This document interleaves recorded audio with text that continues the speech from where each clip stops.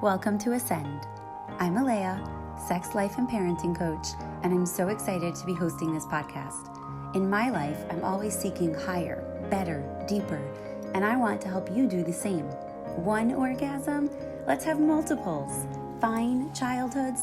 Let's give children wonderful ones. Learning to live with trauma? Let's heal and thrive post-trauma. Friends and spouses? I want soul connections and wild lovers. This podcast is an invitation. This podcast is a revolution. This podcast is ascension.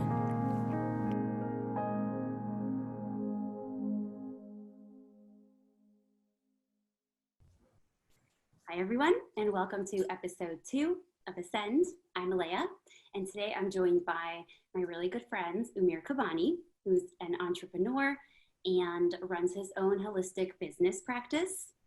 And I invited Umair onto my podcast because Umair is one of the men in my life that really embodies the strong masculine energy. So if you tuned into last episode where I had my friend Tanya on, the two of us explored feminine energy, finding that within ourselves, moving between our own masculine and feminine energies. And this episode, I wanted to explore all of that with a man that embodies the masculine energy to learn what that looks like, how they recognize it in us, how we can recognize it in them, what we can do to draw out each other's energies, and kind of like a cheat sheet for women, I feel, and for men, to hear some of the answers that Umair is going to give to us. So I'm really excited about this episode, Umair. Thank you so much for joining.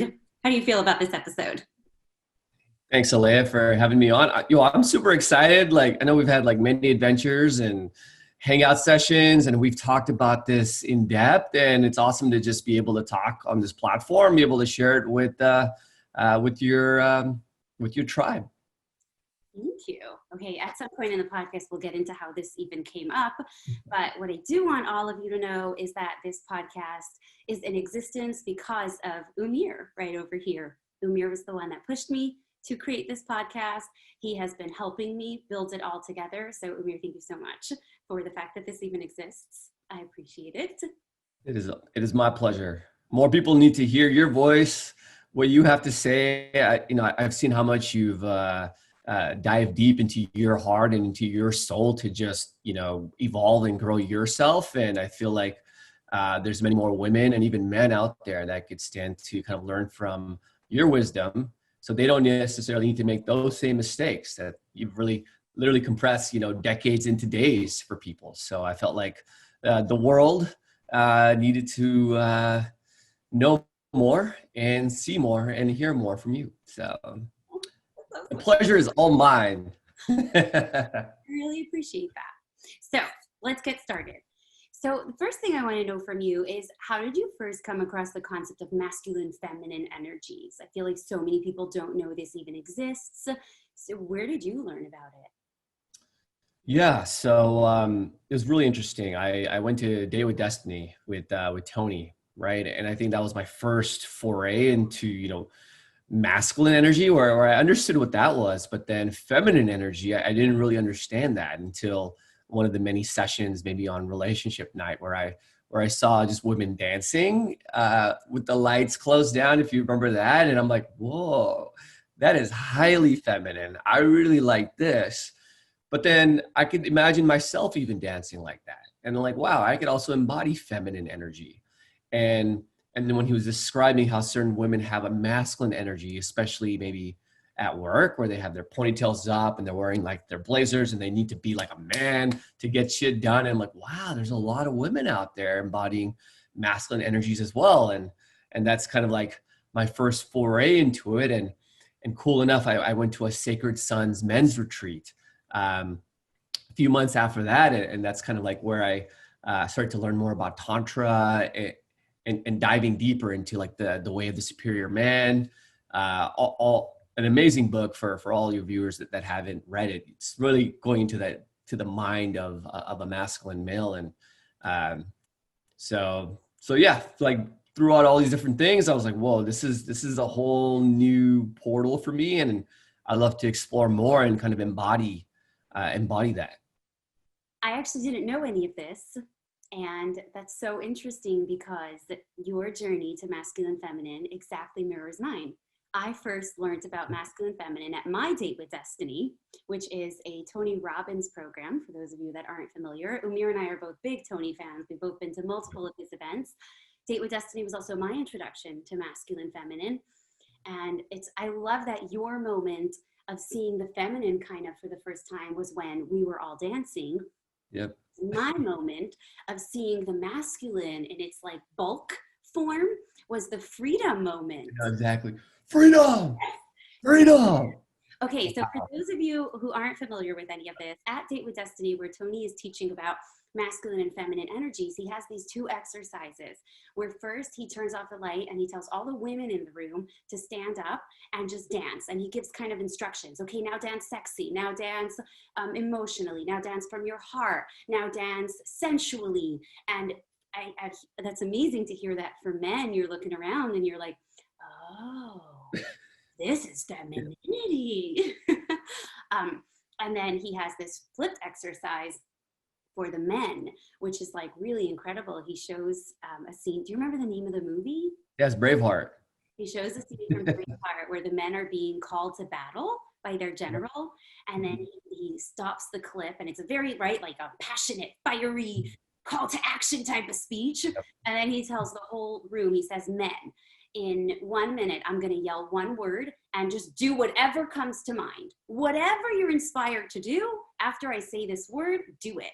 And then Tony yells the word freedom, and we, like within seconds, every single man in the room, like a jack in the box, they're just up on their feet, freedom, like screaming like that. And what's amazing is for all of us women, we're watching this, and I remember being like, holy fuck, like a lot of men in this room are gonna get laid tonight. Like that's what I remember thinking. Like, because then Tony goes around the room and asks women to stay on the microphone, like what they thought of it. And I remember being like, if you pick on me, that's what I'm saying. It was so primal, and right, and they weren't even called to do it. So I love that our experiences mirror each other. And then you mentioned The Way of the Superior Man, which is a book by David Data. He's one of the leading like people on this whole concept, right? And I have my version of it. So The Way of the Superior Man is for men to learn about masculine energy. And I have, it's a guy thing, An Owner's Manual for Women by David Data. Wow. I didn't know about that one. Had titles for his book. Oh my God. I'm still getting the chills from like that night where like when we were yelling freedom and I'm just like, wow, I'm getting triggered again. Be like, wow, that felt like, whoa. That felt because what we learned there that night was the primary need of a man in a relationship is not sex, but actually freedom, right? And we learned a lot about ourselves and how to communicate like our needs in a relationship. You know, in my previous relationships, I may have not, communicated that and been maybe held back, or like maybe I wanted to hang out with my significant other instead of hanging out with my friends or doing things that I really wanted to for fear of, making her feel certain ways. And that was actually not in the greater good for either of us and our relationship to grow together. So that was incredibly eye-opening for me. And I don't know if you mentioned this in your last episode, but the primary need of a woman in a relationship is the need to be appreciated or praised, right? So that's something like I have like on my like on my vision board or on my to-do list, always like praise women constantly. Praise women constantly. So because we're not conditioned to do that, right? As young men, boys even, we're conditioned to get the highest score or get the best grade and kind of make fun of people. It's kind of more a competitive society, right? And that's a very masculine energy, right? The masculine grows by competition, but the woman, the feminine, grows by praise. And we forget that. So that's just, a quick aside. And what's amazing is that praise at its core is emotional language, right? Praise is emotional verbal communication, and men aren't taught that because emotional communication and verbal communication is usually seen as the woman's domain, as the woman's department, as a woman's skill, as being very girly or feminine. So men aren't taught how to do that, and in fact they're discouraged from communicating that way. When really what I'm hearing you say is that in order for you to have the space to be in your masculinity, which is freedom at its Mhm. core, right? You need to Yep. compensate by using verbal praise to a woman. So really, if you want men to have this space to be their most masculine selves, you actually have to teach them the skill of emotional communication. Because when I hear you say, you know, in my previous relationships, I didn't know to communicate, hey, I want to hang out with my friends. And I was scared to say that for hurting her feelings. I, as a woman, am sitting here thinking, I would love for you to go hang out with your friends. It would just be so meaningful to me and important and reassuring if you said, I love you. I love hanging out with you. I have so much fun hanging out with you. Like, you're my person. Right Right. now, I want to go hang out with my friends. But Right. before I leave and while I'm there and when I come home, I'm still going to love you. Right. Mhm. That is just so soothing. And then I think most women, if they had that verbal reassurance, would be like going out with your friends like once a week, right? Do it, go be free. So to have the freedom in a relationship, to keep your relationship strong, you also have to have the feminine's need being met. Yeah, exactly. Like it was, I definitely put all the blame on myself. Like I didn't create a system for freedom. I may have had bouts of freedom where like, oh, I want to hang out with my friends this time. Like I need to hang out with them because I haven't hung out with them in 2.5 weeks. Let me go out, you know? Uh, but, but, Like, but just now, I needed to create a system for freedom is so masculine. At its core. A feminine would never say that. A feminine would just like be and right, be free. love, And do, it's like, right? let me create a system and a spreadsheet. Exactly. Like because like that's how we operate, right? We're very logical, system based, like decision making like humans, right? That's what men are. And that's why we at our core, like men like me are masculine. Yet we do have feminine energies. And like I don't know what percentage I may have, but like to say I may have maybe a 70%, 75% masculine core and a 25% feminine core. And I've been working to improve that ratio more on the feminine side, although I want to keep my primary as masculine as well.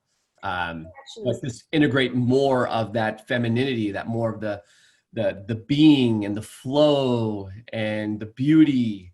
Because I see you guys, you guys are a lot smarter than us in terms of like getting stuff done, getting other people to do things, like very in a very smart, calculated way. Where we're like, no, like we know the direction to this place. We don't need to ask anyone. You're like, oh, just ask someone here. You know, like this. That's what they're like. No, I need to figure this out for myself. I da da da. Like that's just kind of like our challenge to ourselves, right? okay, wait, Um, I'm big ahead to things that I want to ask you with like in certain questions so that our listeners can understand what you're referencing.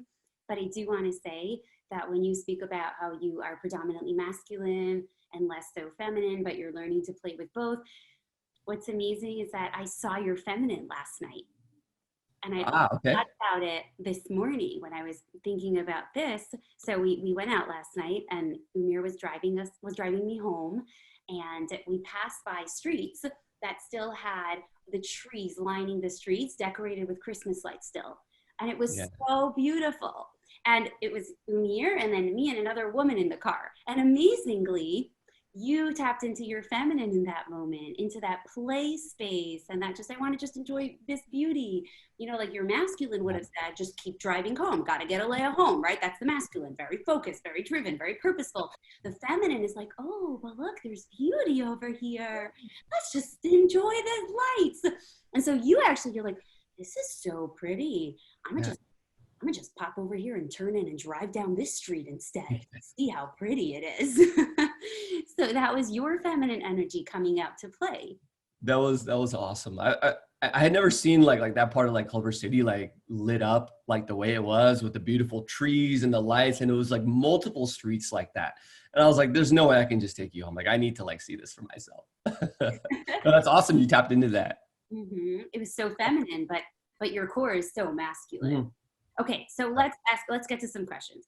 So what does it mean to you to live in your masculine in your life? What does that look like for you? Yeah, so that means that like my core identity is masculine, so that I'm like in my purpose, or living in my purpose at all times, and that's being to like build, grow, be decisive, be supportive, enjoying myself, and then helping others enjoy and grow themselves. Right. So that's kind of like part of what it means to me. at the very least, living in my masculine. Okay. And David Data speaks about this a lot in the books that we both reference, where he says the core need of a masculine is their purpose, and the Right. core need of a feminine is love and Mm. healing, right? That's the Right. differences. So the masculine is constantly seeking their purpose, constantly seeking to know what is their purpose. And then once they know what's their purpose, their primary focus is to fulfill their purpose and succeed at their purpose and master their purpose. And the feminine, in the core feminine, is focused on feeling love and giving love and receiving love and being love and feeling her feelings and just being in life. So your answer is very masculine at its core as Ye- Yeah, like I'm literally just trying to enjoy my journey. Like I have a mission to not only just grow myself, enjoy myself, but also to help others grow and enjoy themselves. Whether it's through my, holistic business practice or just coaching or whatever it may be, just motivating people, making people happy, like energy healing them, like whatever it takes, to help people evolve to the next level. I've got, my purpose. I've got my journey set. And along the way I'm going to meet a cast of characters, friends, lovers, whoever they may be, and of course I'm going to enjoy my time with them. But I've got a mission, and I'm pretty excited about that when I wake up in the morning. okay. So what happens to your masculinity when your purpose is derailed or when something is getting in the way of your purpose? Yeah, so if something gets in the way of your purpose, then obviously you're not as like decisive in terms of your decision making, right? So that leads you to be a little bit more um, in maybe even more your feminine, where you're just allowing things to be, which is a totally cool place to be in, right? And that's happened to me multiple times, where something has happened or I've encountered an obstacle, and maybe at that point it's not like go go go. Maybe it's just to be and flow, right? So that's going more into this love state of just loving and enjoying like the trouble or the obstacle, and just kind of being in stillness and flowing through that. And that's what I'm kind of learning about this masculine and feminine dance of your purpose, your mission, because it's not always going to go the way you want it to go. And you can't just keep driving. You might need to just be a bit more dispersed and flow. So I'm learning that as I'm on this journey. So where's the line between if something gets in the way of your purpose, where's the space where you're meant to tap into your masculine and solve the problem and be like head on Yeah. versus the time where you're supposed to sink into your feminine a bit more and just allow the problem to unfold and just experience what's happening in front of you and be in stillness?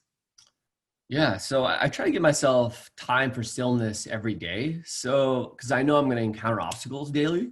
Otherwise, like maybe it's not a good day if I don't have an obstacle. Ah, So I give myself time and stillness, whether it's meditation or qigong or just taking walks around, the block, going to the beach, whatever it may be. And those times I tap into the feminine, where I'm just being and flowing. So I've integrated that system, right? Of being feminine, of taking these walks in nature, meditating, being in stillness, cooking, whatever it may be. And I've got a list of things. So it's kind of like not a contingency plan or a fail safe, but I've just integrated encountering obstacles, because like who's not going to encounter obstacles daily if they're trying to change themselves and help others as well. okay, that's fair. Okay, so let's go into relationship zone of this. So when do you feel your most masculine self in the context of a relationship? It's kind of like when I'm taking charge, right? Like when you're first like asking a girl out, you're the ones actually making the motions, figuring out what is the plan. Is this going to be a friend, or is she going to be a little bit more than a friend? And there you can obviously drop little hints, little flirts, little hints of praise here or there, and figure out, like, hey, do you want to go on XYZ date? Oh, let's meet here, or let me pick you up like this. Like you're just literally just allowing her to be, and you're kind of like her quote unquote Prince Charming, where you're going to pick her up and take her to this amazing place, and everything is going to be served, and she's going to be happy and laughing. She's going to have the best day of her life, and you just drop her home safe and you say goodbye, you know? So I think like, Love that you said it like that because this is something that I teach my clients as well. and you just proved this, right? Is because part of your ideal masculine story happening in real life is that the reward, right? The reward for your masculinity is she's going to be smiling and she's going to be happy and she's going to have a great time. Right. That for you is the perks of your masculinity. That's where you feel like, oh, it was so great being in my masculine self. Like, look what I got out of it. She's happy, she's having fun, and she's laughing, like she's smiling, right? And I think so many women, especially women that live in their masculine, they have taken on, and I know I struggle with that as well, they have taken on this belief that I have to give back. In order for the man to like me, in order for me to be valuable to him, I have to give back. I have to do things for him. If he does for me, then for him to feel like it's worth it for him to do for me, I have to do for him. But really, right, and you just said this so naturally, all she has to do, so to speak, in order for you to feel like, oh, I'm so glad I did this for her, is essentially receive and be happy. That's all. She just has to like what you did. That's the gift. Right. Like how counterintuitive that is, like for even women. But yeah, that's the joy. That's the present for us. We're like, wow, like just being in the feminine essence, being in their presence, them laughing, like that just melts my heart, right?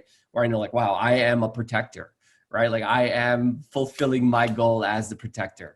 And that she is safe when she gets back home. She is laughing and smiling and she just had a great time. That makes me happy that I know that I can provide for this person. Because at the end of the day, we're all like biological creatures where we want to and need to procreate, correct? So like that part is like, okay, yes, I have proven to myself that I can take care of this woman and possibly even procreate with her. Okay, done. Even though that is not my intention, obviously on first dates. That's funny. Wear a condom. Of course, always. But it's amazing how for you, right? It's just about how she receives what you're offering that makes it a great experience for you. I love that. So, okay, so then my next question is kind of maybe piggybacking off of this one. So when does a woman come across as really feminine? What is it? What does it look like? What is she saying? Is she just exuding? What does that look like to you? Yeah, so definitely when she's dancing, right? Like that like just gets my hormones going when I just see her just like dancing to the vibes by herself with her friends, whatever it may be, that she's like moving her hips, her entire body, that she's in this flow state. Maybe her eyes are closed and she just doesn't care and that she's just moving very sensually. Like that for me personally is like my favorite thing. And then maybe it could have been conditioned from the Date with Destiny. I don't know, where I saw, thousands of beautiful women just moving with their eyes closed and just not caring about what anybody else thought. I thought that was one of the most beautiful things I've ever seen. So when a woman dances and is in her own feminine nature, that's one of the most sexiest, most awesome things that as a man I could see. So that's definitely one. Number two is I guess when she's playing, right? When she's playing and laughing, that she's not taking herself too seriously. It's kind of like going back to grade school, right? When you're like throwing rocks, or you're throwing little papers or pencils at your crushes, and they're like coming it back and they're throwing it back at you, or like or you're in the playground and doing these kinds of things. So it's just being, there's no agenda there. There's just happiness. So those are like the two most ways women come across as feminine to me. And I know that obviously there's other ways, like when she's cooking or if she's getting even dressed. That's an incredibly feminine and sexy thing for me to see, where she's coming out, she's just in the flow, in the zone, and just knows exactly what to do, what to put on. So yeah. Yeah. And from everything that you're sharing, I'm hearing such core feminine words, right? Femininity is about being, and femininity is about feeling. The dance that you're describing is really a dance of feeling, because it's when she puts down all of her thoughts, whether they're her thoughts, her to-do list, or other people's thoughts and judgments, and she just goes into her body and into that feeling space, Yep. right? And just moves her body in a way that her body is just telling her, this is how I feel right now. This is where I want to move right now. You know, even like the getting dressed thing, right? Because women take so much pleasure in their clothing, in the beauty of it, in the right accessories, and all of that, again, is just that feeling space, right? Femininity appreciates beauty. Femininity appreciates pleasure in that sense. So there's something so sensual about a woman getting dressed because she's in just a space of tapping into that beauty and feel good and look good and pretty in that sense.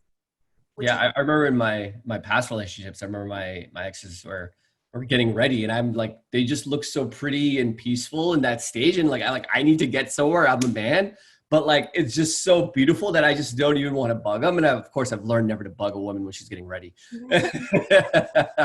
also on your vision board, right under praise her all the time. Yeah, exactly. Praise her all the time. Do not bug her when she is getting ready. Force her to dance as much as possible because that is the sexiest thing for myself and like most men out there. Like if you're a woman out there and you want to get your man to get you to do something or do something for you, just dance. Touch on the dancing thing for a minute because I once shared a post on my Instagram where I introduced myself, and at the end of it I shared a fun fact. And the fun fact about myself was that I finally really learned how to dance this year, and now is one of my favorite things to do. And I didn't think that out of anything I had said, that would be the thing. I cannot even tell you how many comments on that post. And then people DM'd me my post and privately asked me, just woman after woman after woman, please, can you tell me more about the dancing? Please, can you tell me more? How did you learn how to dance? What did that look like? What did you do? How did you get? And it's like amazing how that spoke to women so much because it is a very core. So when I see women DMing me and they want to know how I learned to dance, I actually hear women DMing me saying, how do you be more feminine? How can I be more in my feminine? So, you said like, I don't know, maybe it's because Tony did that exercise with the women and it's an association.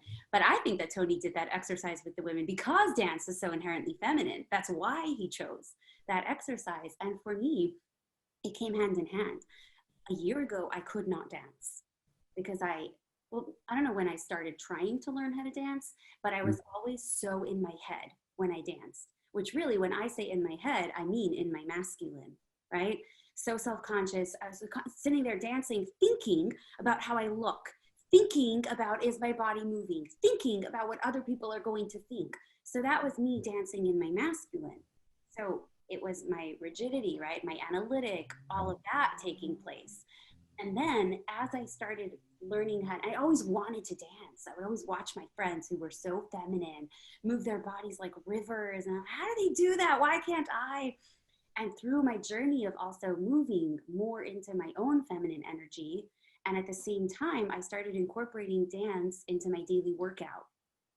Well, I started starting dancing before that, and I would force myself to stand in front of my mirror and dance. And in the beginning, I was very uncomfortable. Just me watching me was uncomfortable. And I just forced myself and I added dance to my workout. I also started yoga, which just on a muscle level helped my body move in certain ways. But I just started adding dance to my workout. And literally, I remember one time I sent a video to Tanya of me dancing, and she's like, when the fuck did you learn to dance like that? What? When did you get so sexy as a dancer? I'm like, I don't know. It's been 6 months. This just happened, right? But it was the more I tapped into my feminine and the more I started dancing from that place where it was like, I would just shut off my mind, right? And I would have the thoughts creep up like, do you look feminine? Do you look sexy? And I'm like, well, not as long as you're asking those questions, you're not going to. Shut the questions off and just, how do your hips want to move? How do your arms want to move? That is it. So the more I went into my feminine, the more of a dancer I became. And now I love dancing, love it. And it's all about coming into your body and moving into that flow. So I love that that's so predominantly feminine to you because that's been my experience as well. Yeah, like for any women listening to this, maybe you can add dance to your morning routine for 5-10 minutes. Put your favorite song on for your entire life and just move and be happy. Like you're gonna just live so much more in your feminine if you do this in your first hour of your day. and you're going to carry this energy to the rest of you. And maybe you might have your significant other walk in on you. Who cares? Invite them into that dance, right? And that's just about playing and just being, you know, very play-like and sensual and just enjoying yourself. So I love that. One of the songs that I really started learning to dance to was Sia's song. I love Sia's music. The one, I think it's called Bird Set Free, or I don't know the lyrics.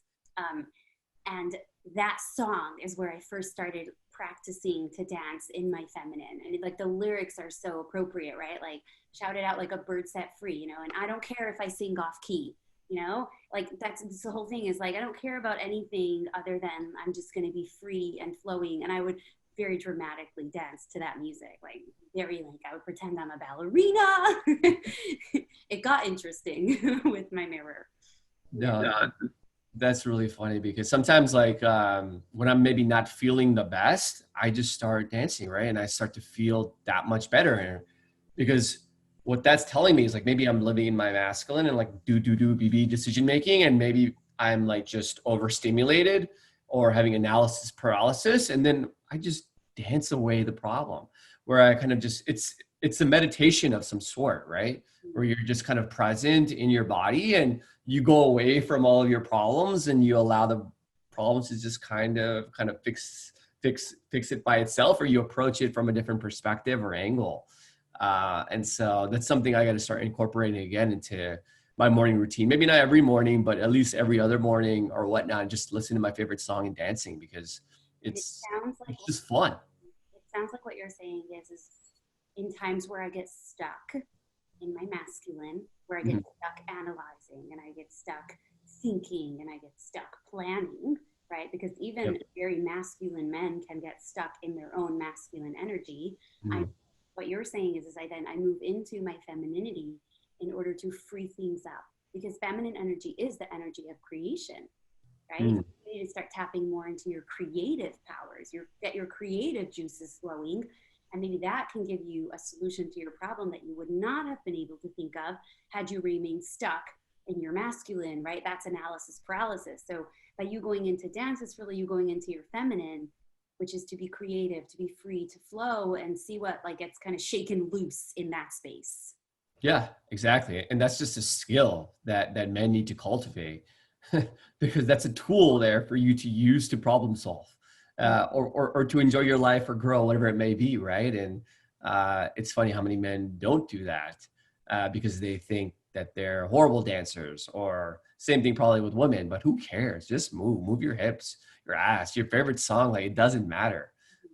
So yeah. Are, you know, resistant to going into their feminine, right? So it's they're maybe self-conscious to dance, but on a deeper level, especially since as we're sharing, you know, dance is so inherently feminine, men are resistant to going into their feminine energy because of toxic masculinity, or because of internalized homophobia, or because of misogyny, whatever it is, right? The way that we've conditioned men that unless they are only masculine, they are not men, when really it's about finding the balance. We all have masculine, feminine within us.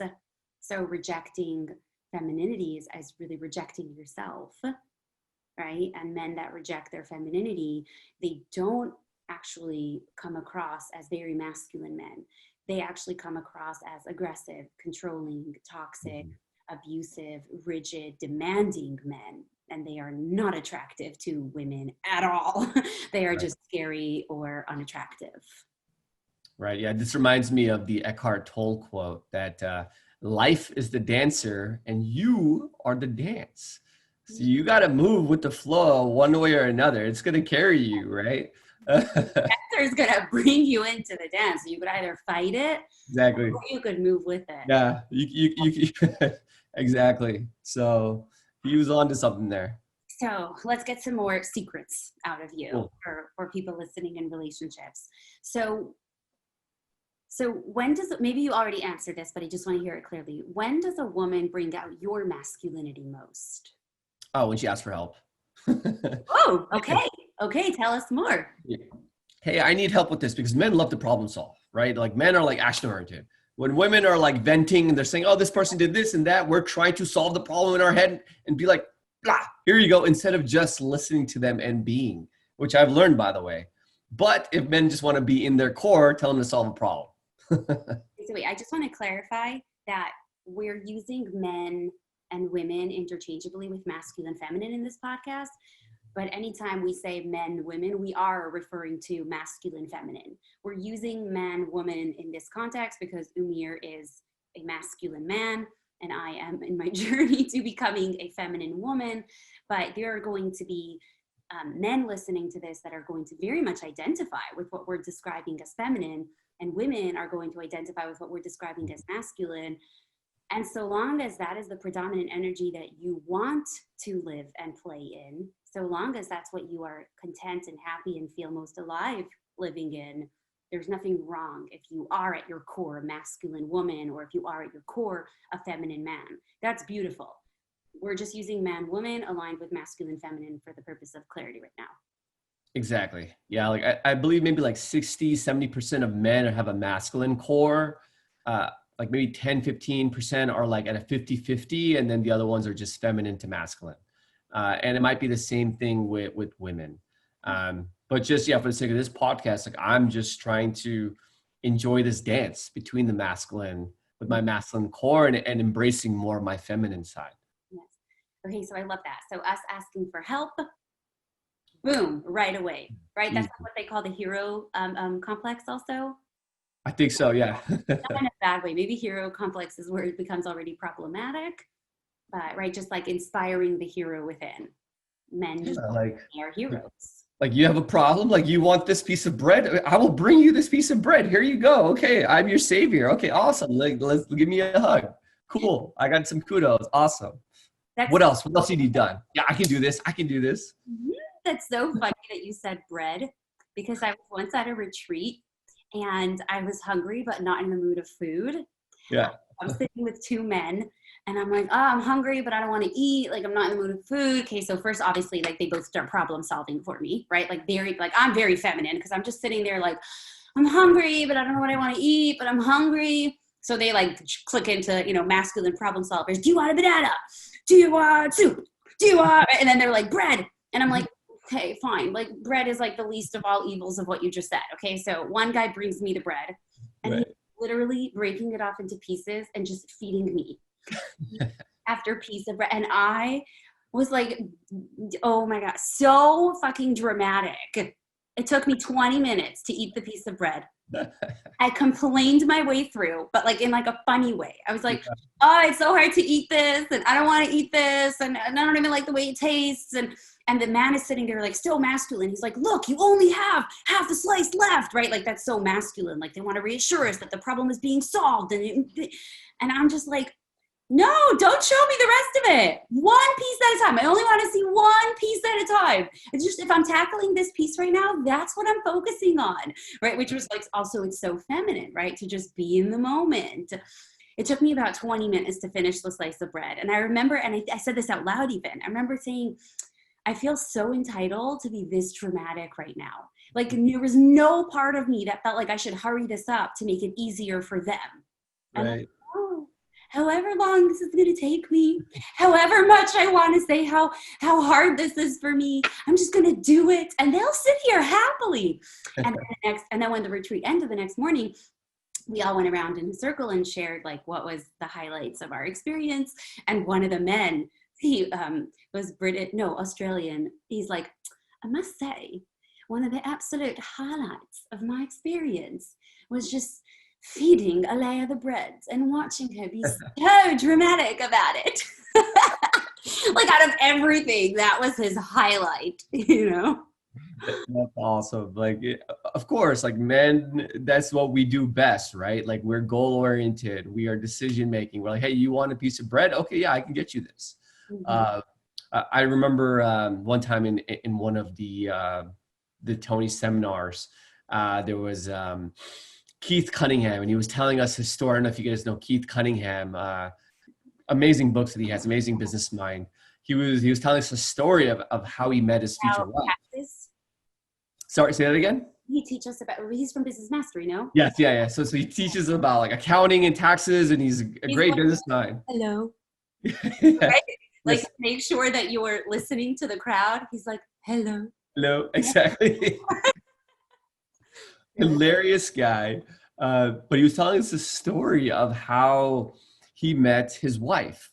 And and I'll never forget it because it was something that I do to this very day and that I've learned about women Mm.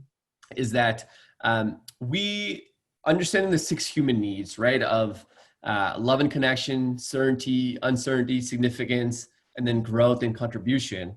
We may understand what a person or significant other may need, right? But we don't understand what they want. We are not mind readers. And so he understood this fact. So literally, like on his first date with this woman, he asks, so like, what do you want in a relationship? Like, what do you want? And she's like, oh my God, a man has never asked me that.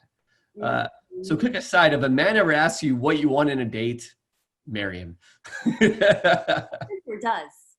What's up? If he doesn't ask you, or If he does, you know he's a keeper. Like put a big check mark there because that's a man in his masculinity. yes, he's done the work to understand like wow, he's asking you what you want. He's not reading your mind or assuming or projecting what you may want. He's literally asking you what you want. Mm-hmm. So then once he started asking her what she wanted, she started rambling on and he's like, yo, I can't remember this. So he took a napkin and just started writing everything down. This is like before cell phones existed. So like on his first date, like he's got this like paper full of napkins about like what she wants, and she found out it was the cutest thing in the whole world. Yeah, look at me. Yeah. Like, Right? sister wives? Right. So like I like literally if I ever go to a first date with someone and I'm actually quite interested in, I'll ask them, so what do you want in a relationship? You know, what do you want in a man? And then I'll literally make a mental note. And when I make the mental note, I'll put it down on my notepad, on my cell phone. So then I don't forget it. So then as I progress through the relationship, I have a little bit of knowledge on like, she likes this and she likes that. Instead of assuming she likes ice cream, like I know she likes chocolate chip cookies with the little sprinkles on it or whatever it may be. So, you know, I found that story to be incredibly valuable in understanding women better. And for me, right, as a feminine woman wanting to be in my feminine in my intimate relationships, hearing that story is like you're expanding on the masculinity that Keith demonstrated with his wife, right? Because his masculine energy showed up with like, okay, I'm going to lead this relationship, right? I'm going to create a structure for it. I'm going to drive it. I'm going to create this space, this container for her that will mirror what she wants. I want to provide that for her, right? Those are all very masculine desires and drives. And for her, it's just like, I'll share it with you. I'll tell you how to love me, right? I'll tell you what I would love, how I would feel cherished and cared for. So, but it's a double layer of masculine because you hear that story and you take it to heart. You note it down. You start implementing it. You bring it into your life, right? So that's your masculine energy, taking Keith's masculine energy and like building on it. So that's amazing that you went and did that. And as a feminine, that's so important to me. Right? It's so important that if, you know, I'm in a relationship with a man that he does things like this, because that shows me his masculine energy. That shows me that he's going to lead, that he's going to create, that he's going to drive. And I'll play my part, right? I'll respond, I'll receive, I'll share, I'll be, right? I'll show up and give of myself. But and I shared this on my Instagram once that a while ago I actually ended a relationship with a man because I had expressed that it was important to me that he ask me these types of questions. Mm-hmm. That is how I would feel, like he wants to get to know me. He values my thoughts, my feelings, my mind, my desires enough to ask for it. And his response was, I'll just discover that over time. And I'm like, okay, so you're feminine. Right? Your core is feminine because feminines discover things over time through experiences. That was his like line. Over time through experiences. And I was like, that's not going to work because I'm just not going to share things unless you ask, right? I'm not going to show up in my femininity, which is my vulnerability, my feelings place, showing you my heart if you don't create the container as the masculine. Right. Yeah. Like I'm asking these questions to understand like a blueprint of like who this person is, like what are their vision, what are their goals, right? Mm-hmm. And like, do they align with my vision and goals? So we can like trend forward, you know, up and to the right instead of like up into the left, instead of like we can grow together instead of like grow apart. And like things will happen where like obviously you'll go and take tangents or things will happen, but generally you're headed to the same direction, right? Instead of like, hey, what do you want? Well, I want some kids. And if you don't want kids, then boom, then and there, on that first date, you don't need to waste anybody else's time. Like you can go your separate ways, and that's awesome. But if you also want 2 kids, like, oh my God, I also want 2 kids. That's awesome. Blah, blah, blah, So it helps you create like a shared vision. This question of like, what do you want? Assuming that I understand the basic needs of any woman. I don't know if you've gone over the basic needs with your listeners. No. Maybe I'll do a whole podcast on from Tony at another time. Okay, so I want to hear from you. How would a woman shut down your masculinity? What would that look like? Shut it down. Well, so how would she emasculate me? Well, she would call me, like calling me names, like a wuss, like putting me down. Even in a joking way, I would not appreciate that. Like even if it's like a nickname that is maybe not in my highest self, right? That way. How else? But the name calling, but every masculine person is different, right? Like my love language is words of affirmation. So like if she would do the opposite of, words of affirmation, then that would be like, me pulling straight away from like that whole love and just like, whoa, what is this? Why is she doing this to me? And it would just discombobulate me of like, whoa, why did she call me that? I did all this stuff for her, And all of a sudden it gets me out of my decision making and it gets me all like, whoa, I'm like dispersed now. I'm in my feminine. I'm like, whoa, like, okay, well, what the hell? Like, I don't want to like get into an argument with her and call her a nickname again, right? Because that's not in my highest interest. So the name calling stuff is really big. Or she uses like curse words in reference to me, right? Like, I don't think that's ever happened, but like if they would, like I see a lot of people on TikTok like doing ridiculous things. Like I think it's very, very toxic, especially those relationship TikToks that get like millions of hits. It's toxic. Like I know you've seen it or at least seen it on Instagram or something. Not on TikTok, despite Umair's attempts to get me on TikTok. You will be on TikTok sooner than later. Oh gosh. Okay, so along that line, when is a woman in her masculine? When a woman is in her masculine is how can you tell? What does it look like to you? When she's making decisions. When she's decision oriented and she knows what she wants and just like, okay, no, we're going to go to this restaurant here at this time, get ready by here. You're wearing this. It's just like, oh, whoa. Okay. Sounds kind of like my mom who our parents have both grown up to be just more masculine, right? Just because of the culture. I love that you said sounds like my mom because a woman in her masculine, in the context of an intimate relationship, mothers the man. Yes. That's what it looks like. Yeah. Right? When a woman is in her masculine energy to her boyfriend or partner or husband, she becomes his mother. Because a mother, right? Yes, mothers show up in their feminine, let's say, to their children at times, but a mother's role to a child is to take charge, be assertive, make decisions, lead things, control things, etc. That's healthy and appropriate for a mother-child. But once a woman in an intimate relationship steps into that space, she becomes his mother. And no healthy man wants to fuck his mother. Yeah. So boom, we lose polarity, we lose chemistry, we lose intimacy. No, that's not attractive anymore. That's like two masculine people like. Right? Yeah. So now I have 2 questions off that. First of all, are there ever times where a woman in an intimate setting stepping into her masculinity is attractive or helpful to you? Yeah, sure. Because like it's a dance, right, between the masculine and the feminine. So like maybe when I come home and I'm super tired and she kind of wants to take charge and give me a massage, I am totally down to hop onto the bed and like get oiled up and, you Not know, a good example. That's a massage. Like, who's gonna say no to a massage? We don't care if it's coming from masculine or feminine. If anybody wants to massage me, I will lay down. And also, a woman deciding to give you a massage is also very feminine, right? Because she's going into your body, right? She's using touch, she's using sensation. So to me, that sounds feminine but still. maybe like if it's her idea, right? Like, no, it's like basically like she's gonna give me like a me day, right? Like, oh, I'm gonna make you your favorite food, and then I'm gonna give you a massage, and then we're gonna do this movie. Like she has like planned the entire day where it's like just all for me, where she's serving me, and I'm just like, okay, I'll take it. Like that, like if I get that, like maybe like once a year, I'm a fucking happy man.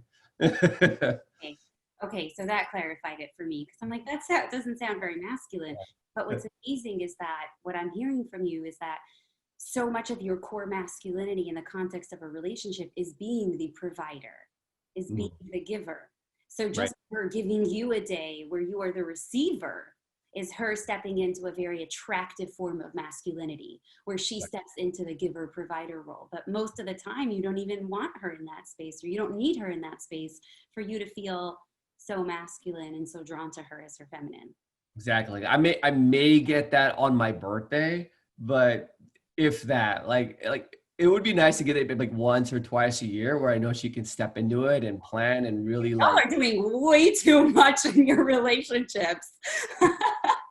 Like women are like working so hard to like make these great dinners every single night and do this and do that and do that, but like also to be attractive and to be worthy and to be desirable. And like, oh my God, just sit back. yeah.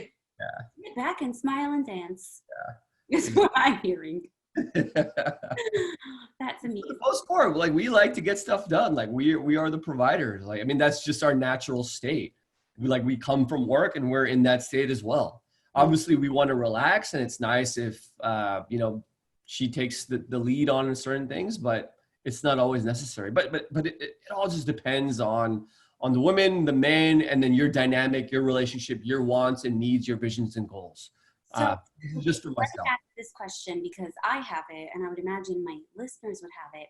So, where's the line between a woman being feminine versus a woman being, and I hate to use this word, but lazy or inactive or spoiled, right? Any of those things that we might associate with what you're describing here. Like, when does a woman like doing nothing or being super passive or almost entitled, like where's that line? Yeah, so I'll give you an example. Like if we're driving to a location and you know I'm driving and she's in the passenger seat, and we may have never been there before, but I know a general direction. Like instead of just being on her phone or with her friends, she could be a bit more present and even ask like, "Hey, do you want me to pull up the directions?"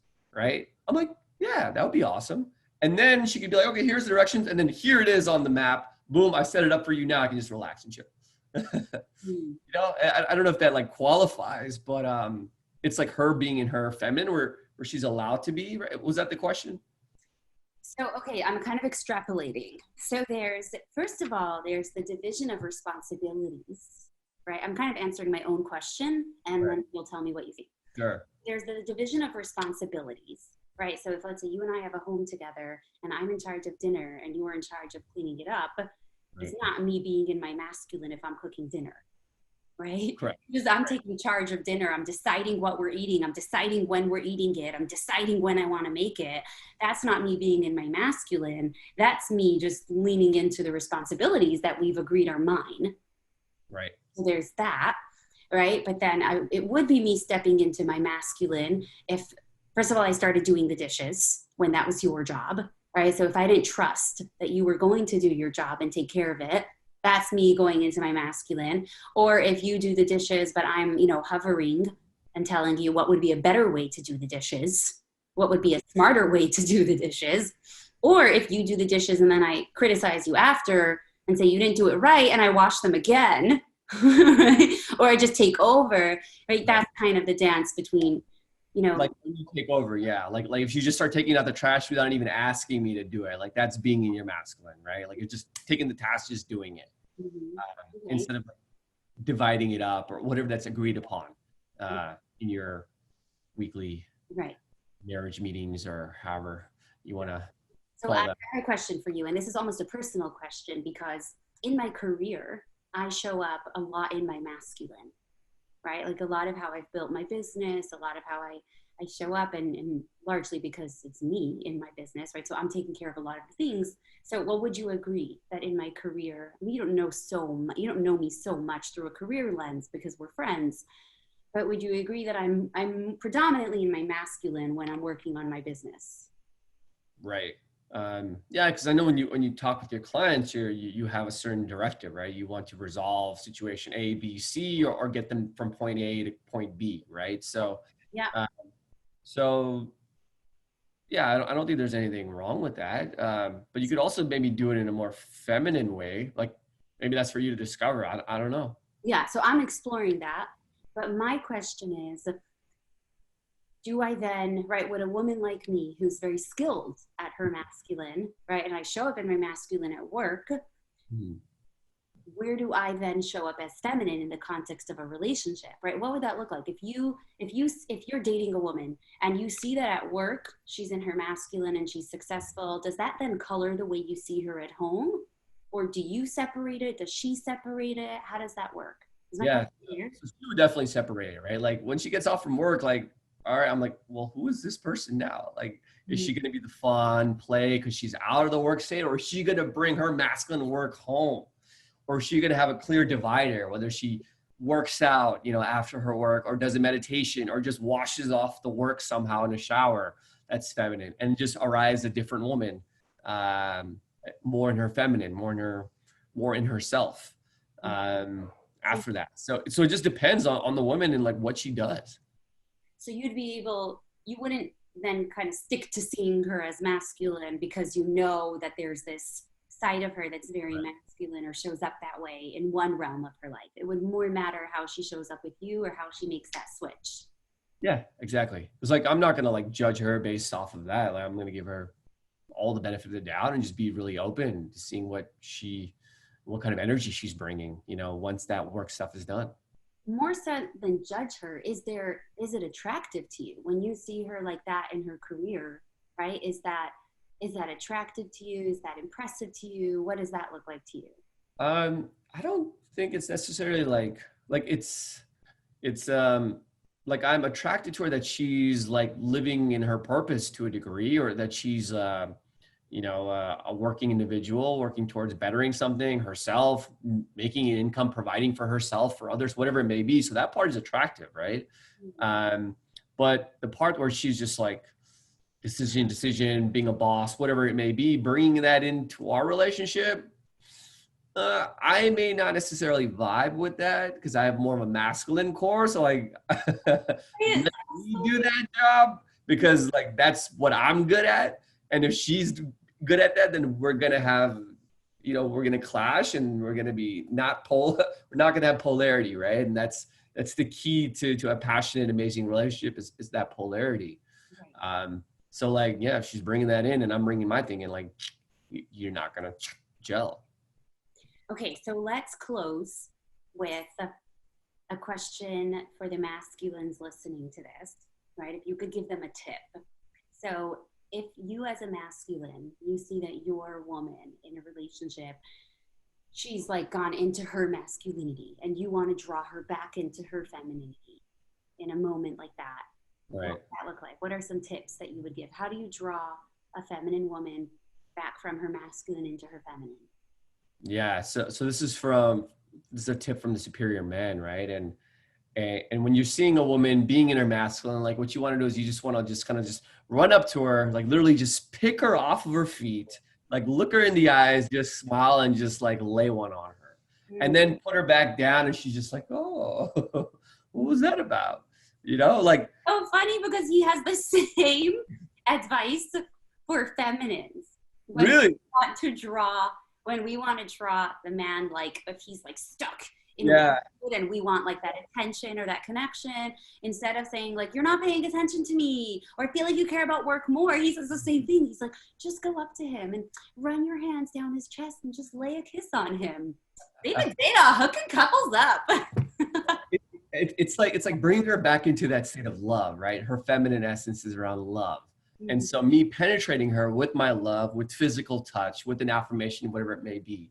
So the situation can vary depending on the woman and her love language, right?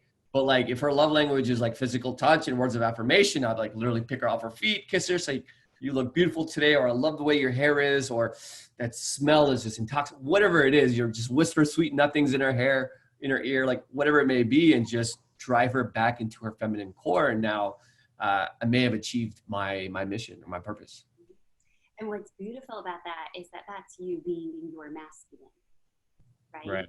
Seeing a problem, seeing that she needs help, and being the saver, but in a very healthy way, like the protector, the carer, giving her what she needs in that moment. So that's probably also why that would work really well. Okay, so actually, last question, if you could answer this, I thought of it now. How could a woman, if she sees that you are kind of stuck in your feminine energy, but not in a way that you're choosing to be, right? In a way that's obviously not serving you in that moment, how could she bring you back into your masculine? Bring me back into my words of affirmation, right? Saying, hey, like you're awesome, you're amazing.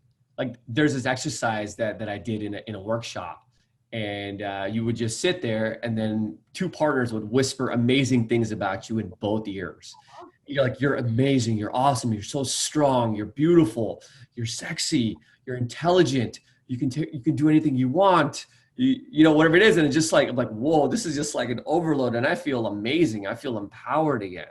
And a lot of men's love languages are like words of affirmation, because they probably didn't hear that from their fathers or their mothers growing up as a child. So then they crave that the most. Mm-hmm. So like if they can just say these things or just whisper these things into my ear, I'm like, whoa, I'm activated again. Let's go. This is such a great cheat sheet for people. Yeah. I want to close by just again reiterating that masculine and feminine have nothing to do with gender. Umair and I said them in the context of gender because I identify as a woman and Umair identifies as a man. But for all of you listening, if you are in a gay relationship, a lesbian relationship, there's two women, two men, it's all irrelevant, right? We all have masculine and feminine energies within us. So it's all about tapping into whatever energy you want to show up from or play with in that space. So whatever gender you are and whatever gender your partner is, you can still apply what we've shared in this podcast to your relationship based on the energies you want to be moving around with. So, Yep. Umair, thank you so much for this podcast. And thank you for joining me on this episode. I'm so excited for people to hear this. I learned a ton. I know everybody else will as well. So why don't you just quickly tell us two places where people can find you? If you want to date him, you're going to have to come through me. But business purposes. You can find me on Instagram at I am masterful, or my website for my holistic business practice is pyramidofmastery.com. So there you go. If anybody really does want to reach out to Umair for business work, we didn't really touch on that in this podcast, but Umair is very, very skilled and talented at what he does. I've seen it just in his work in helping me create this podcast. So definitely reach out. Umair, thank you so much for being here. Let's go talk about this off of the podcast in 30 seconds. Sounds good. Take care, guys. Time. Bye. Bye. Thank you for tuning in to today's episode of Ascend. I'm Alaya, and I hope you heard something today that can spark healing, growth, or a deeper passion for your life. I'd love to hear your takeaways from this episode. Make sure to like, comment, and subscribe via YouTube or Apple/Spotify. Follow me on Instagram at AlayaBCoaching for more exciting content. Until the next time we ascend together.